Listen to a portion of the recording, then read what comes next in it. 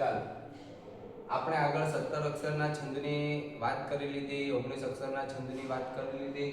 હવે આપણે આગળ જે છે એક નવા છંદની વાત કરવા જઈ રહ્યા છે. ત્યારે આપણો આગળનો એક છંદ આવે છે અનુષ્ટુપ છંદ. અનુષ્ટુપ છંદ એ કેટલા અક્ષરનો છંદ છે? તો કે 16 અક્ષરનો છંદ છે. સૌથી પહેલા તો આપણે એ યાદ રાખવાનું છે. 16 અક્ષરનો જે છંદ છે એ છંદની અંદર આપણે જોવા જઈશું તો આપણને કેટલા ચરણ મળવાના છે? તો કે 4 ચરણ મળવાના છે. બરાબર? આપણે 4 ચરણની વાત કરીએ તો એક ચરણમાં 8 અક્ષર હશે. તો ટોટલ 4 ચરણમાં કેટલા અક્ષર થશે?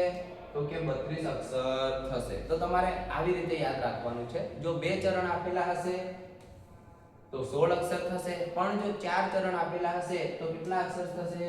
તો કે 32 અક્ષર થશે. એટલે 8 અક્ષરના કેટલા ચરણ? 4 ચરણ હશે તો 32 અને 8 અક્ષરના 2 ચરણ હશે તો 16 થશે. અને આવો જે છંદ હશે એ આપણો કયો બનશે? તો કે અનુષ્ટુપ છંદ બનશે. બીજો એની અંદર એક નિયમ છે કે દરેક ચરણની અંદર આપણને પહેલું ચરણ અને ત્રીજું ચરણ એની અંદર પાંચમો, છઠ્ઠો અને સાતમો અક્ષર જે આપેલો હશે એ ય ગણ હશે. એટલે કે ત્રણે ત્રણ ય માતાના બંધારણની અંદર ગોઠવાયેલા હશે. એવી રીતે આપણે જોવા જઈએ તો બીજા અને ચોથા ચરણની અંદર પાંચમો, છઠ્ઠો અને સાતમો જે અક્ષર છે એ જ ગણ પ્રકારનો હશે. જ એટલે જ, ભાન અને લઘુ, ગુરુ, લઘુ તરીકે ગોઠવાયેલો હશે. આ આપણે બંનેના નિયમ યાદ રાખવાના છે. થોડું આપણે એને ઉદાહરણ તરીકે જોવાનો પ્રયત્ન કરીએ તો જુઓ અહીંયા આપણને એક ઉદાહરણ આપેલું છે કે નહીં નાથ ન જાણો કે સહવાર છે, આ બધું ઘોર અંધારું હજી તો બહુ વાર છે. તો આને આપણે 4 ભાગની અંદર વહેંચવાનો પ્રયત્ન કરીએ તો આ આપણું પહેલું ચરણ છે, આ આપણું બીજું ચરણ છે, આ આપણું ત્રીજું ચરણ છે અને આ આપણું ચોથું ચરણ છે. તો દરેકમાં જુઓ 1 2 3 4 5 6 7 અને 8 અક્ષર છે. 1 2 3 4 5 6 7 અને 8 અક્ષર છે. એવી રીતે અહીંયા 8 અહીંયા 8 અહીંયા 8 અને અહીંયા ટોટલ કેટલા અક્ષર થઈ રહ્યા છે? તો કે ટોટલ 32 અક્ષર થઈ રહ્યા છે. ઉપર 16 અને નીચે 16. બરાબર? હવે આપણો જે અનુષ્ટુપ છંદનો નિયમ શું કહે છે કે પહેલું અને ત્રીજું ચરણ. પહેલું અને ત્રીજું ચરણ એટલે જુઓ બંને એકબીજાની નીચે ગોઠવાયેલા છે. એટલે કે જે પહેલો ભાગ આખો છે એમાં ઉપરનું ચરણ અને નીચેનું ચરણ એની અંદર પાંચમો, છઠ્ઠો અને સાતમો અક્ષર ય માતા એટલે કે લઘુ, ગુરુ અને ગુરુ હશે. એવી રીતે તમને અહીંયા નીચે આપેલું છે. એવી રીતે બીજો નિયમ શું કહે છે કે બીજું અને ચોથું ચરણ એટલે આપણું બીજું ચરણ અને આ ચોથું ચરણ એની અંદર પાંચમો, છઠ્ઠો અને સાતમો અક્ષર કેવો હશે? જભાન એટલે કે લઘુ, ગુરુ અને લઘુ હશે. તો જ્યારે તમને પંક્તિ આપેલી હોય એ પંક્તિની અંદર ટોટલ કાં તો 16 અક્ષર થતા હશે કાં તો 32 અક્ષર થતા હશે. ત્યારે તમારે એની અંદર પાંચમો, છઠ્ઠો અને સાતમો અક્ષર ઓળખી લેવાનો. જો પહેલા ચરણમાં પાંચમો, છઠ્ઠો અને સાતમો અક્ષર ય માતા પ્રકારનો થતો હશે અને બીજા ચરણની અંદર જબાન પ્રકારનો પાંચમો, છઠ્ઠો અને સાતમો અક્ષર થતો હશે તો એ કયો છંદ હશે? તો કે અનુષ્ટુપ છંદ હશે. તમે તમારા પાઠ્યપુસ્તકમાંથી આવા ઉદાહરણો કાઢીને આવી રીતે પ્રેક્ટિસ કરી શકો છો. બરાબર? ચાલો એના પછી આપણે બીજા ઉદાહરણો જોઈએ. તો સંસ્કૃતની અંદર તમે આ ભણો છો કરાગ્રે વસતે લક્ષ્મી કરમૂલે સરસ્વતી કર મધ્યે તુ ગોવિંદ પ્રભાતે કર દર્શનમ. આ જે છે આખી સ્તુતિ એ પણ આપણને અનુષ્ટુપ છંદની અંદર આપેલી છે. બીજું આપણા પાઠ્યપુસ્તકની અંદર કવિ કલાપીનું એક શિકારીને એ આખું કાવ્ય પણ શેની અંદર આપેલું છે? અનુષ્ટુપ છંદની અંદર આપેલું છે. એટલે આપણે યાદ રાખવાનું છે. બોર્ડની પરીક્ષાની અંદર તમને શિકારીને કાવ્યની કોઈ પણ પંક્તિ જો આપી દે અને પૂછવામાં આવે કે આ કયા છંદમાં છે તો એ અનુષ્ટુપ છંદ તમે દેખ્યા વગર આંખો મીચીને તમે લખી શકો છો. બરાબર? આ આપણે જઈએ હવે આગળ. વસંત તિલકા. બરાબર? કેટલા અક્ષરનો છંદ છે? તો કે 14 અક્ષરનો છંદ છે. ત ભ જ જ ગાગા 2 થી 3 વાર બોલી લેવાનું ત ભ જ જ ગાગા અક્ષર ગણો 1 2 3 4 5 6 7 8 9 10 11 12 13 અને 14 તમને પંક્તિ આપેલી હોય અને 14 અક્ષર થતા હોય બરાબર એના પછી આ બંધારણ ગોઠવી જોવાનું કે ભાઈ બંધારણ ગોઠવાય છે તો બંધારણની અંદર તમને ત ભ જ જ ગાગા આપેલું હોય તો ત ગોઠવો તો તા રા જ ઓકે સાહેબ કમ્પ્લીટ ગોઠવાઈ ગયું ગુરુ ગુરુ અને લઘુ જ ભા ન બરાબર લઘુ લઘુ અને લઘુ થઈ ગયું છે જુઓ અહીંયા આપણે કવિ છૂટ લીધેલી જોવા મળે છે શું લીધેલી છે કવિ છૂટ ચાલો એને મારો બોલી બાજુનું લઈ લઈએ જ ભા ન તો કે આ સાહેબ કમ્પ્લીટ ગોઠવાઈ ગયું છે તો આવી રીતે તમારા બધા ગોઠવાઈ જશે તો ઓટોમેટિક તમને જે છે કયો જવાબ મળી જશે તો કે વસંત તિલકા જવાબ મળી જશે યતિ 8મા અક્ષર યતિ મોટા ભાગે આપણે 10મા ધોરણમાં પૂછાતું નથી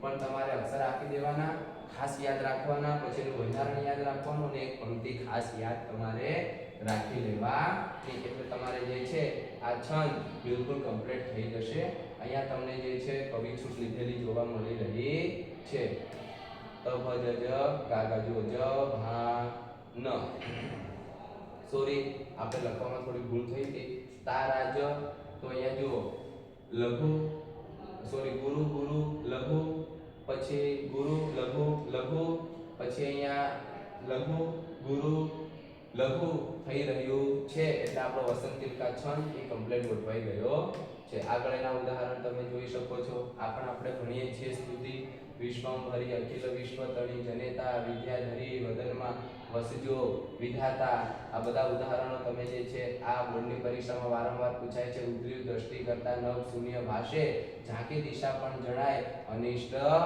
પાશે બરાબર એટલે જ્યારે 14 અક્ષર છંદની અંદર થતા હશે ત્યારે એ છંદ વસંત તિલકા હોવાની પૂરેપૂરી સંભાવનાઓ રહેલી છે ચાલો આગળ જઈએ આપણે પરીક્ષાની અંદર આપણે આ છંદ પણ પૂછાય છે તમારો સીધો સવાલ એવો હોઈ શકે કે 21 અક્ષરનો છંદ કયો છે તો કે 21 અક્ષરનો છંદ કયો છે સ્ત્રગ્ધરા છે કેટલા અક્ષર 21 અક્ષર એનું બંધારણ ખાસ યાદ રાખવાનું આપણે મ ર ભ ન ય ય કયું છે મ ર ભ ન ય કદાચ તમને એવું પૂછે કે મ ર ભ ન ય કયા છંદનું બંધારણ છે તો તમે લખી શકો અને કેવી રીતે ગણવાનું તો કે દરેક ગણ 3 અક્ષરનો બનેલો છે તો 3 એકા 3 3 દુ 6 3 તરી 9 3 ચોક 12 3 પંચા 15 3 છંગ 18 અને 3 સત્તા 21 થતા હોય તો તમે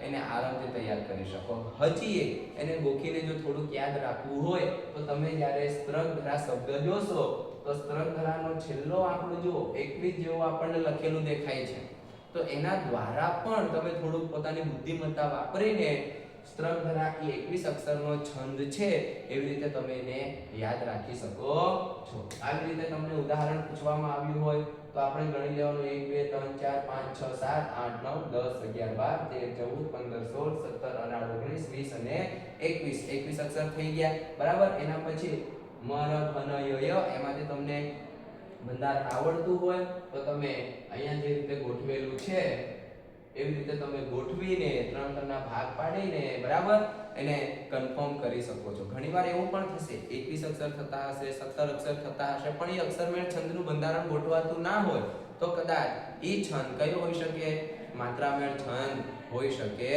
છે ચાલો આગળ આપણે જોઈએ છેલ્લો છંદ આપણો આવશે મનહર છંદ બરાબર બિલકુલ સાદો સિમ્પલ અને સરળ છંદ છે ટોટલ અક્ષર કેટલા છે તો કે 21 અક્ષર સોરી 31 અક્ષર છે કેટલા અક્ષર તો કે 31 અક્ષર પહેલા ચરણની અંદર એટલે કે પ્રથમ પંક્તિમાં આપણને 16 જોવા મળશે બીજી પંક્તિમાં આપણને 15 જોવા મળશે આમ ટોટલ કેટલા અક્ષર થશે તો કે 31 અક્ષર થશે ત્રીજો નિયમ યાદ રાખવાનો છે છેલ્લો અક્ષર એટલે કે જે 31મો અક્ષર હશે એ કેવો હશે તો કે ગુરુ અક્ષર હશે તમને જ્યારે આખી પંક્તિ આપેલી હોય ત્યારે આખી પંક્તિની અંદર તમે જોશો તો આ દલપતરામની પંક્તિ છે આપણે એને જોઈએ કેટલા અક્ષર થાય છે. ઊંટ કહે આ સભામાં વાંકા અંગવાળા ભૂંડા ભૂતળમાં પશુઓ અને પક્ષીઓ અપાર છે. 1 2 3 4 5 6 7 8 9 10 11 12 13 14 15 અને 16 થાય છે. 1 2 3 4 5 6 7 8 9 10 11 12 13 14 અને તો કે 15 થાય છે. નિયમ ત્રીજો હતો આપણે કે 31મો અક્ષર એટલે આ છેલ્લો જે અક્ષર જે છે એ કેવો હોવો જોઈએ તો કે ગુરુ હોવો જોઈએ અને આપણને અહીંયા ગુરુ આપેલો છે. આમ ટોટલ 31 અક્ષર થાય છે અને આ કયો છંદ બનશે તો કે મનહર છંદ બનશે. તમે હજુ આને સરળતાથી યાદ રાખવા માટે યાદ રાખી શકો છો કે મોટા ભાગે દલપત રામના જેટલા પણ કાવ્ય આપણને જોવા મળે છે એ કયા છંદમાં જોવા મળે છે મનહર છંદની અંદર જોવા મળે છે. આમ આપણે જે છે અક્ષરમેળ છંદ અહીંયા બધા પૂરા થાય છે. થોડુંક આપણે એને યાદ રાખવા માટે તમે એક કોષ્ટક બનાવી શકો છો. એ કોષ્ટકની અંદર તમે એક તરફ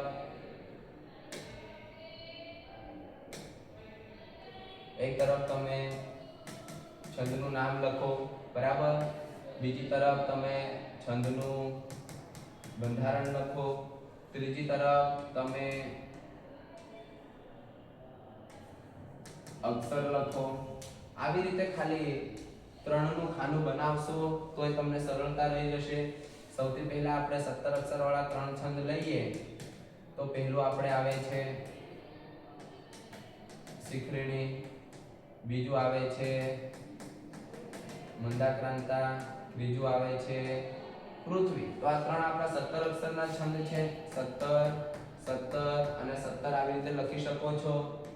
ય મ ન સભ લઘા મ ભ ન તત ગાગા જસ જશ ય લ ગા. આવી રીતે જે છે આપણા 17 અક્ષરના ત્રણે ત્રણ છંદ પૂરા થઈ જાય. તો આવી રીતે તમે એના પછી 21 અક્ષરનો છંદ લઈ શકો છો, બરાબર. કયા નંબરનો છે તો કે સ્ત્રધરા છે, બરાબર.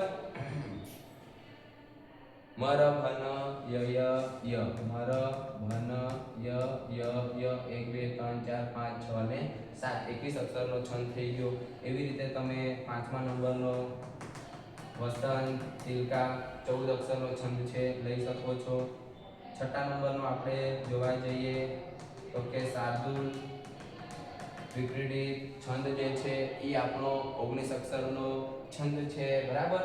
એના પછી તમે જે આપણે મનહર છંદ જોયો 31 અક્ષરનો. અનુષ્ટુપ છંદ જે છે તમારે 32 અક્ષરનો છંદ જે છે. તો આવી રીતે એક કોષ્ટક જેવું બનાવીને પણ તમે સરળતાથી અને સચોટ રીતે આપણા અક્ષરમેળ છંદો જોઈ શકો છો. હવે નેક્સ્ટ લેક્ચરની અંદર આપણે માત્રામેળ છંદનો અભ્યાસ કરીશું.